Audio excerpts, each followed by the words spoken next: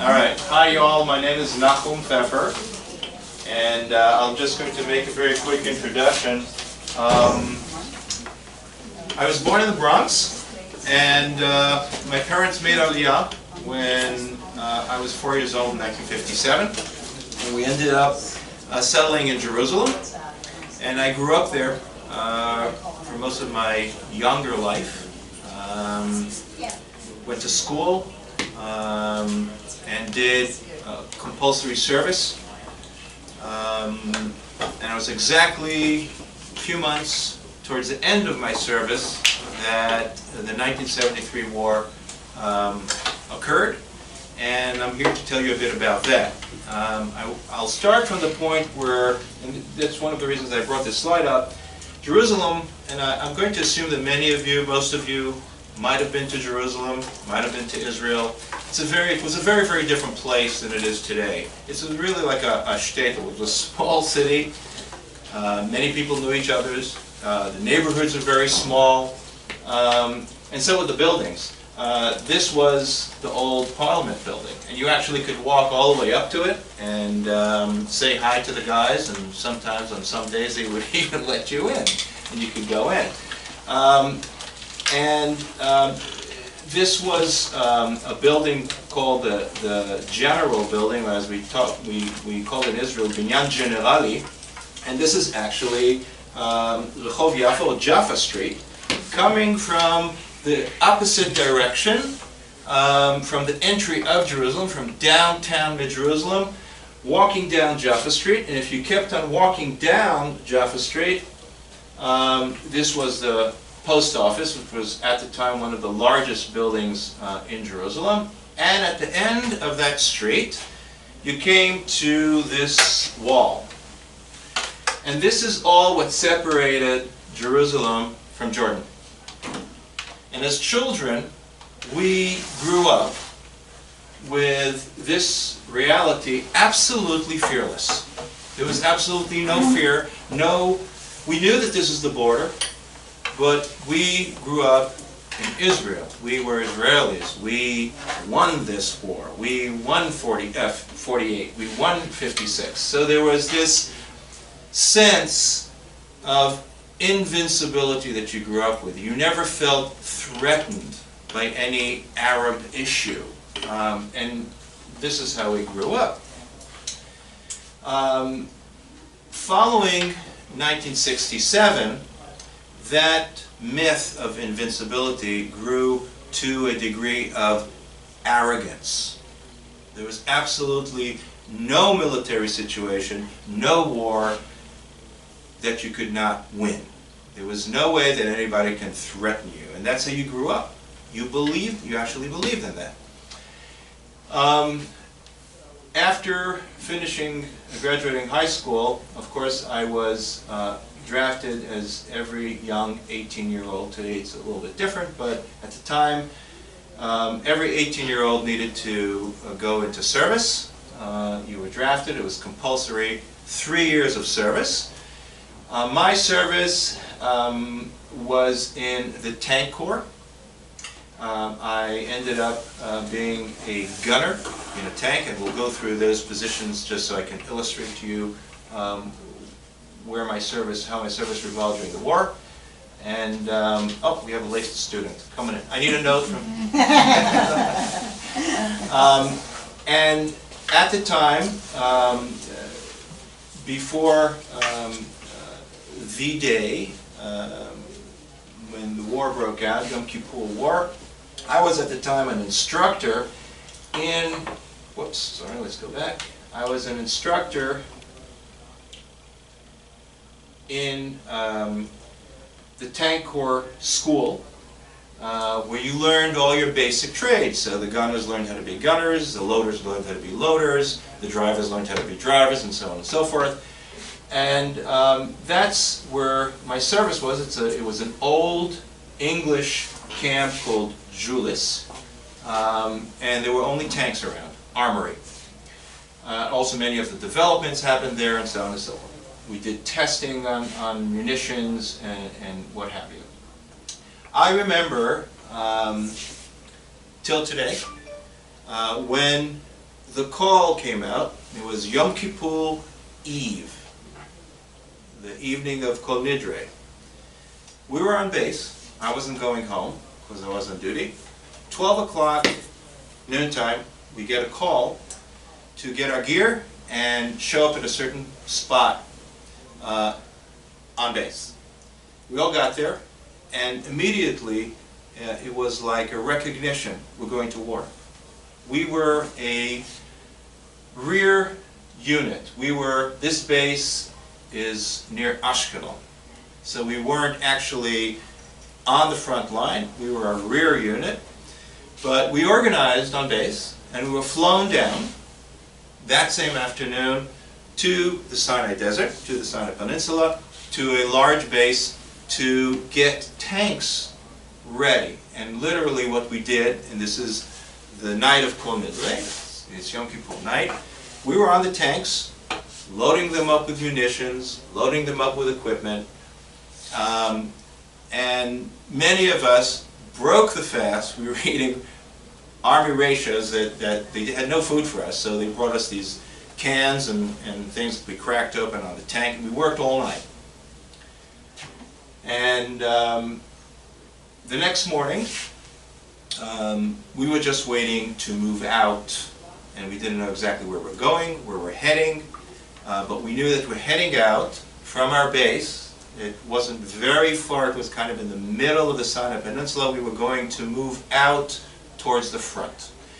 At that point, we had no feedback, we had no news about what's going on. We just knew there's war, we're headed towards war. Now, this is what a tank looks, and I know that you all know what a tank looks like because you've seen it in movies and a variety of different scenarios, but this is a beast.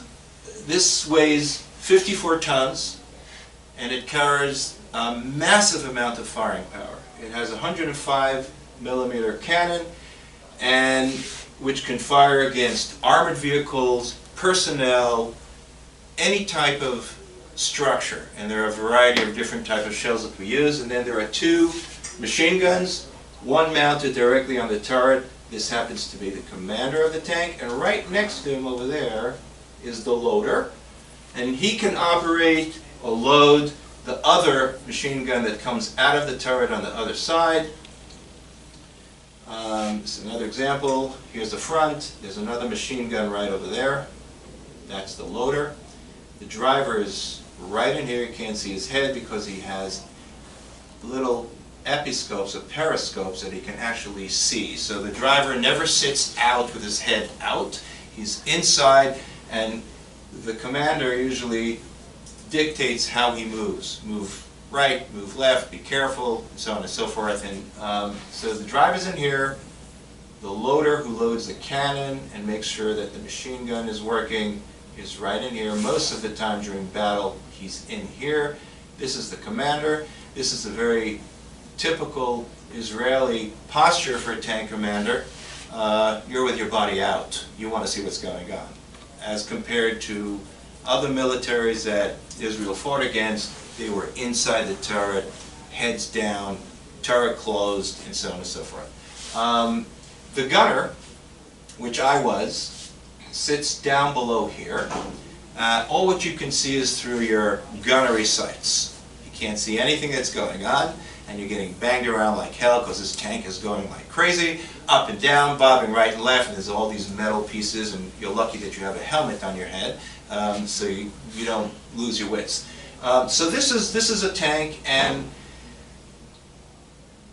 the distinctive feature about Yom Kippur War is that it was the worst tank battle recorded in history. Why? Typically, for tank warfare, you're shooting from positions which are a mile and a half away. You can't be seen, you can see your target. You're standing, the tank comes up to a position in this way over a dune, over a range, and you can lower the cannon while only the very little top of the turret is being seen. Enough for the gunner to be able to sight the target, for the commander to be able to sight the target. The greatest difference in this war was that tank wars occurred within a few meters.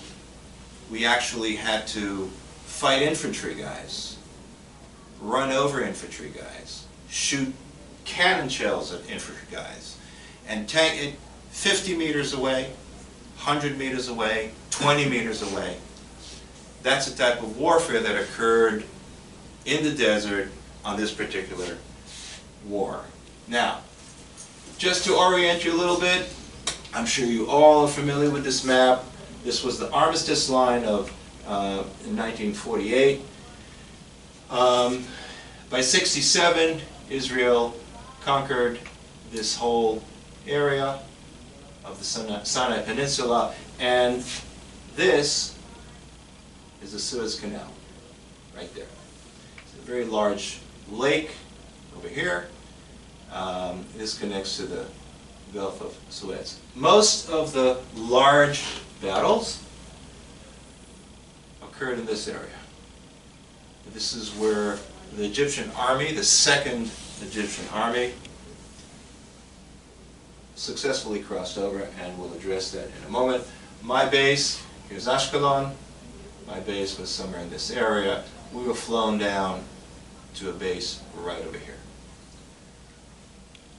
This is just another map just to show, for those who are unfamiliar, the ratio of sizes. I just included that. Now, this is a picture of the canal. This is the Israeli side. This is the Egyptian side. And it looks almost like you can swim over. Well, for about 6 months I was down on the canal serving. We had tanks on the waterline. We lived on the waterline in tents, and we practiced every single day. What happens if there's a war? What do we do? And I had a crazy guy who was the commanding officer of our unit, and we used to go up at night. We had this massive projector mounted on the front of the tank. You never want to use it because it lights you up like a beacon at night. But we used to go up. We used to get calls. We called it a jump. We used to get a call from the command post somewhere. Go out to positions, and we did it over and over. 1 o'clock, 2 o'clock, 3 o'clock. We used to go up to positions, and this nut used to light up this big, it's a massive projector. It used to start shining on the other side of the canal. Where are you? Where are you? Come, get us. Where are you? That was the degree of arrogance that existed in the forces at that time, in the IDF, going all the way up the ranks. And a famous saying of General David Elazar, who was the chief of staff at the time, was, "Let them come, we'll break their bones." And that was the prevailing attitude. Leave alone all the other political stories that come out, and where was the Mossad, and where was the military intelligence, and where was the very famous Israeli know-it-all, we know everybody's secrets and so on. Everything existed, it just didn't trickle down correctly in the right period of time. There are many, many documentaries that documented Dayan warning all the brass, in 1 month, we're going to have a war. There was no doubt about it. Just didn't trickle down low enough. So I wanted to illustrate how Israel faced the Egyptians on the Suez Canal. There was a concept called the Bar-Lev line.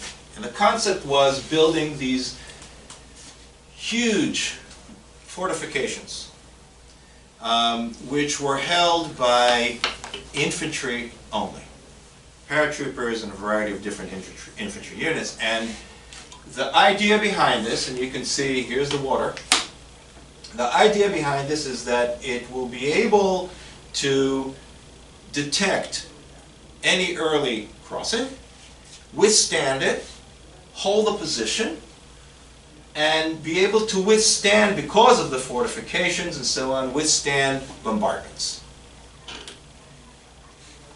Here's another example. These were these passage areas, all fortified.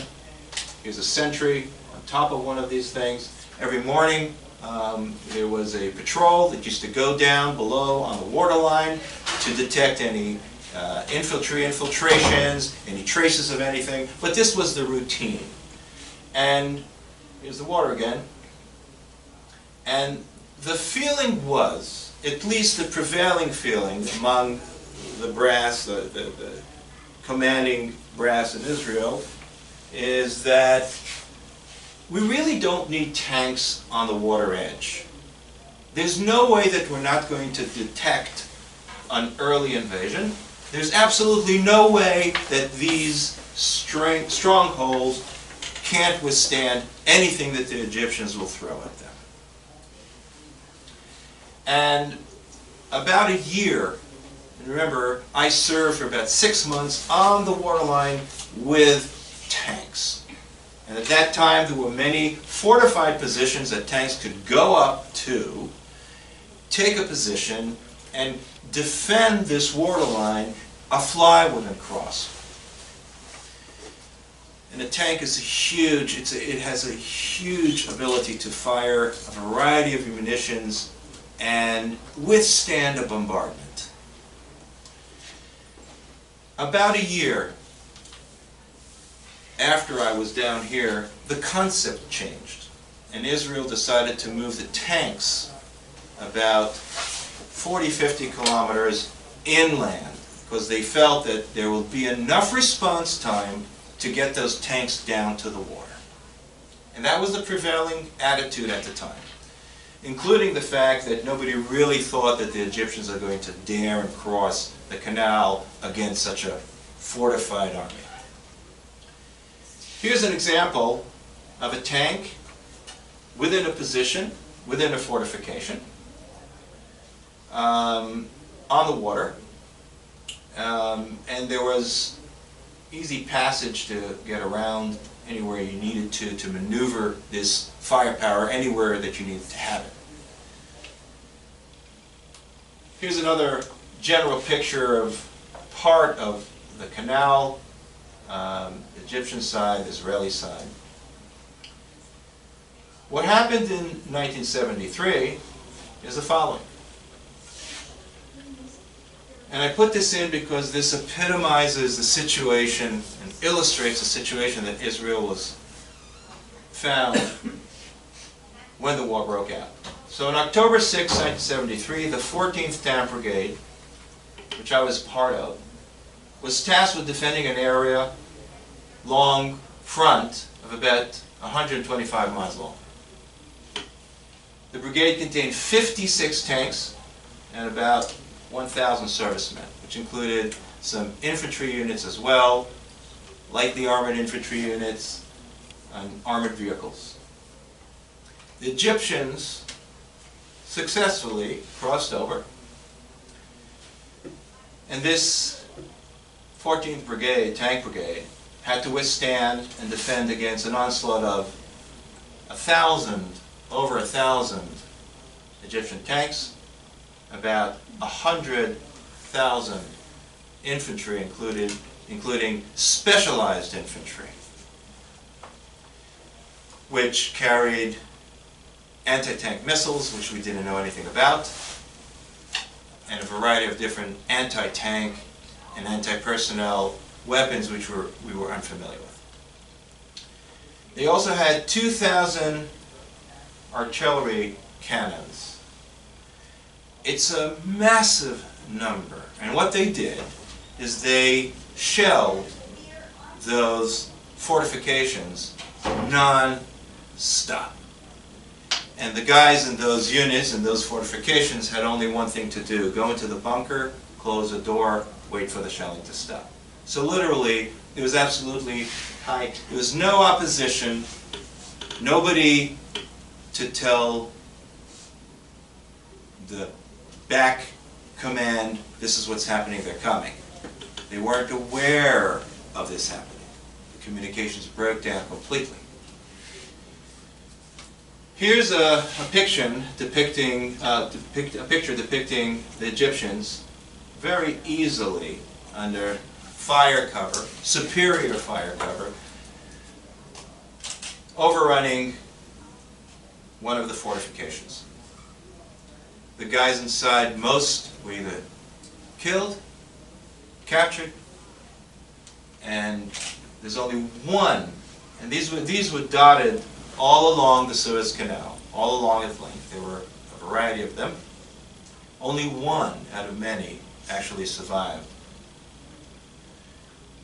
They came up with a very ingenious idea. They took very, very high pressure water cannons and started blowing apart all the sand dunes and fortifications right in front of the Israeli fortifications. And all the water, they had all the water in the world that they needed. They just got these very high-powered pumps and used very high-powered water pressure to blow away the fortifications, and here you are. You're passing through undeterred. And within about 48 hours, the whole Second Egyptian Army, which is several brigades, which included about 300 to 400 tanks, each brigade, and about 100,000 infantry men, crossed over and moved in about 20 kilometers inland. And that's what we were faced with. Here are Egyptian soldiers. This is, you all understand this is Hebrew, on top of these massive fortifications. There's absolutely no way to have prevented this without a big force, like a tank force, present in the area to lay down heavy fire. And a tank is a type of military fighting machinery that can withstand a massive amount of direct hits. In my various incarnations through the days of the war for me, I went through 5 different tanks.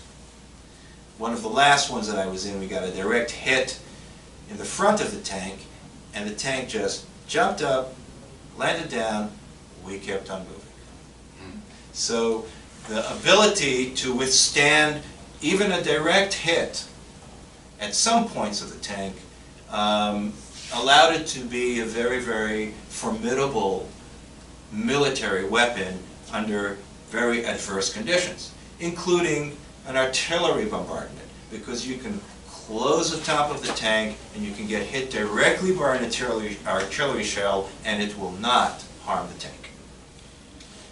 Here's another example of them raising the Egyptian flag on one of those fortifications. Now, I'm getting to the juicy part. Here's the canal, and along the canal was dotted with these fortifications. The main route that was called Kvisha Te'ala, the Canal Road, was this. Code name was Lexicon. In this area and northern to it lay the largest Egyptian concentration of about 300 tanks and 50,000 infantrymen. There was another force much northern to that, and there was another 3rd Egyptian army right over here backing them up. Around between the 15th and the 16th of October, when Sharon arrived and assumed the command over the Southern Command, a concept of a counteroffensive started materializing. And you have to remember that at this point, there were hundreds of Israeli tanks that were disabled, blown up, hit, hundreds of wounded and dead servicemen. the way this unit was organized, and I'll talk about my particular unit, the whole force was 22 tanks. Most of the officers were dead. Many were dead. So the officers that could command tanks got on top of tanks. Tank commanders, I was a tank commander. You got in to a position, not as a commander, as a gunner, as a loader. The guy in my last tank actually just graduated. He was a week away from graduating officers' corps in the tank corps. And he was our loader. We had a driver. And we successfully organized 22 functioning tanks. The idea was to try and move down along this route, and I'll illustrate to you what this route means. This is called the spider route. And liberate this route, this route, this route, catch a bridgehead over here for a second wave that was coming from behind to try and cross over, move up this route to the back of this massive Egyptian, and they were already fortified. They had a massive amount of soldiers, fortifications, anti-tank weapons, anti-air weapons. Try and cut them off from their main supply line and actually hold them at bay while another force crosses over actually into Egypt, surrounds a third army, and it would be easier to deal then with two separate forces. That was the idea. How many hours into it is this? How many hours into the war? Into the battle, yeah. Oh, the war started on the 6th. So we're talking about between the 15th and the night of the 15th and the 16th.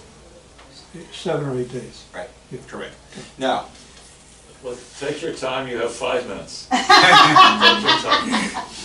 will work. This represents a little bit better. This area called Missouri was a division, 21st Egyptian Division and the 16th Infantry Egyptian Division. We had about 60 tanks. It was really a ragtag team altogether, infantry and tanks. We had no artillery. We had very little artillery. And the idea was to move down, as I showed you before, that route, secure this so these can move down. And we had to negotiate through something called, this in Hebrew says a chavas sinit, the Chinese farm. Why was it called the Chinese farm? It's a misnomer. In '67, when the first Israeli troops got here, they saw a lot of signs in Japanese. It was a Japanese company that was creating an irrigation system right over here. Many channels of water, open channels of water. It was a nightmare for a tank to go into this area. And this is actually where the battle, one of the worst battles of the war, occurred. But we had to move through this, split the force, catch a bridgehead. Another force had to move up north, secure the area over here, and withstand an onslaught, or actually try and take on the division. The division, we were a few dozen tanks, they were 350 tanks in a division, and so on and so forth, plus all their other ancillary services and support units.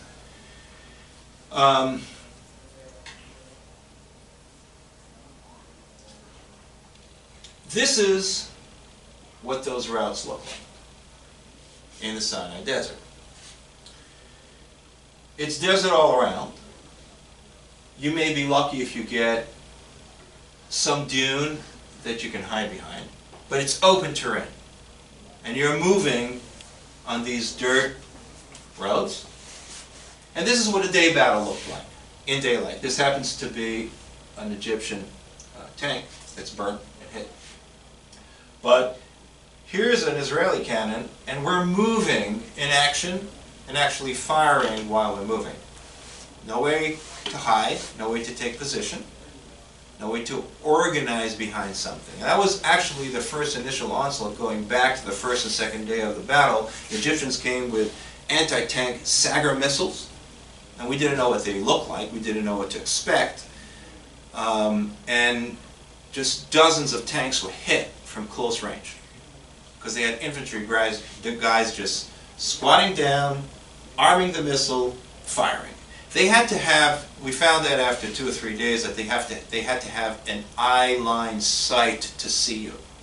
So if you were good enough and you could find a dune, we learned how to stop, move back, wait 2 seconds, and we would identify it by this big orange ball that was flying directly at us. So this is how the warfare actually occurred during the first several days. This is actual action. This is an Israeli tank. Here's a hit Israeli tank. And here's a, I'm not sure whose side this is, but this is clearly a hit vehicle. This is actually a picture from how we organized during the daytime. Tanks and command posts. Moving on down to try and capture the lexicon unit. This is our unit organizing. We had some mild infantry, mostly tanks. We had 22 tanks. By the time we fought our way to where we had to get, we reached 8 tanks. Either some were hit, some fell into trenches and were disabled, but most were hit. Now, I want you to understand, the whole surprise element behind this was doing it at night. No lights, nothing whatsoever. We weren't sure exactly where we're going, because do you see a road anywhere in here? Do you see a sign? So we had very few maps. We had absolutely minimal intelligence. And this is how we fought at night. We would see something moving, we fired and moved on. This is how an explosion occurs at night, or a tank getting hit. This is how it ended for me. We reached the waterline, 8 tanks, and a small force ahead of us got hit. We were tasked by the brigade commander to go and see if we can get out some live people, because you do not leave wounded soldiers in the battlefield. This is my tank. This is my buddy's tank. He went ahead and we were behind to give cover. He went and he successfully got a bunch of infantry guys and another tank crew out and got a direct hit immediately. We tried to advance. We saw that this tank, and we were way back, we saw that this tank was in the way.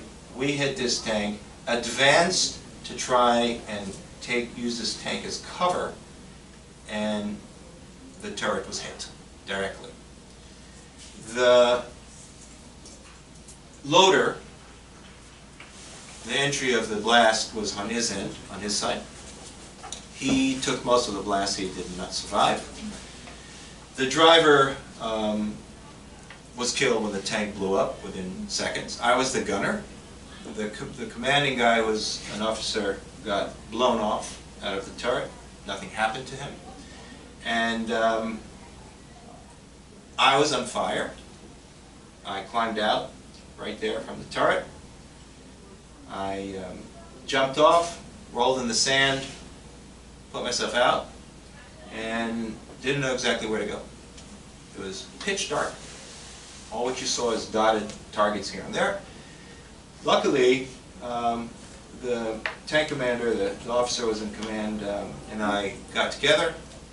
We happened to find a half-track, which was a rescue vehicle, just by chance. He didn't want to let us on. I didn't forget to take my Uzi with me. And I pointed it at the commander of the half-track and I said, "Look, you're going to take us." he saw that at the time I didn't realize how badly I was wounded, because I had shrapnel and burns and so on. And he opened up the half track, and then I understood why it was difficult for him to let us in. There were two guys lying who were probably dead in the middle, a whole bunch of guys crunched up together on two sides. I got in, but it wasn't the end. During the night, we had to fight our way out, and the guy who was manning the machine gun dropped down from a direct hit, and I was probably the healthiest guy on that half track, and I assumed his position. I remember at night, a couple of things happened. First of all of us were burned, and we were stuck to each other. So during the night, on the way, we would say, "Excuse me," and we kind of move ourselves back, peeling ourselves off from each other. But make a long story short, we reached a rescue area, and that was the end of the war for me. I was treated, flown out to Beersheba Hospital, and the rest is history. And that's how the war ended for me.